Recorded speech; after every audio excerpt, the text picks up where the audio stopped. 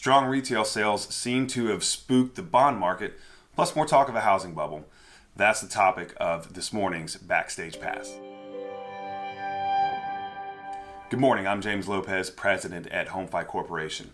Now, April retail sales report came out today, and while the headline news was mostly in line with what was forecast, there were some revisions to last month's report, revisions higher, and also there was a strong core reading. The core reading is basically, it strips out autos, gas, food, and a few other things.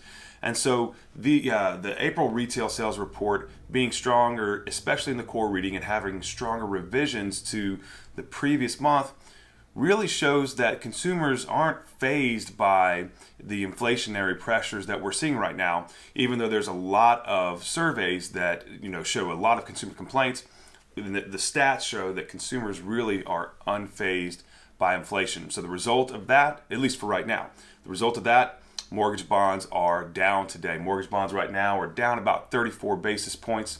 The 10-year yield is up 10 basis points right now at the time of recording. So the bond market definitely kind of reacting to that news. What this means for mortgage rates this morning is that mortgage rates are going to open up higher for sure than where we ended up yesterday. So yesterday we started out good. Mortgage bonds performed well yesterday. We actually had repricing for the better yesterday during the day.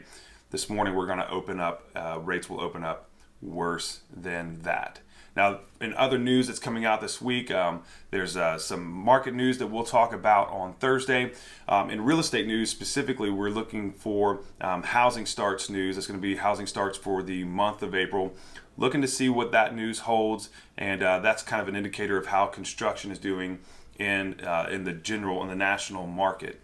And speaking of real estate, I see almost daily headlines talking about a bubble. Is a real estate bubble coming? Is this going to happen? Remember, we mentioned a few weeks ago, we don't see a bubble happening. Instead, what we see is real estate, instead of appreciation happening at a 20% year over year level, which is extreme, we really see that slowing down to anywhere between 5 to 8% year over year. So instead of a bubble, we see a deceleration in the appreciation nationally, kind of across the board.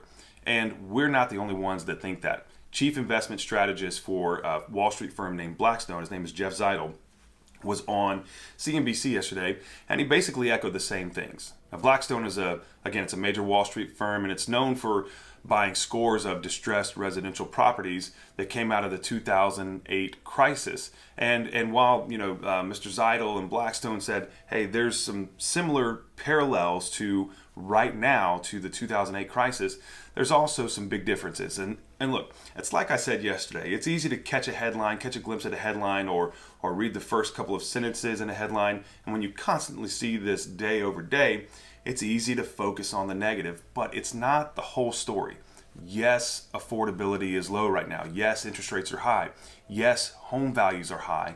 But that's not the entire story. Now, here are the differences that we see between 2008 and now. And again, like I said, Blackstone came out yesterday, and they're agreeing with us, and others are agreeing with us as well.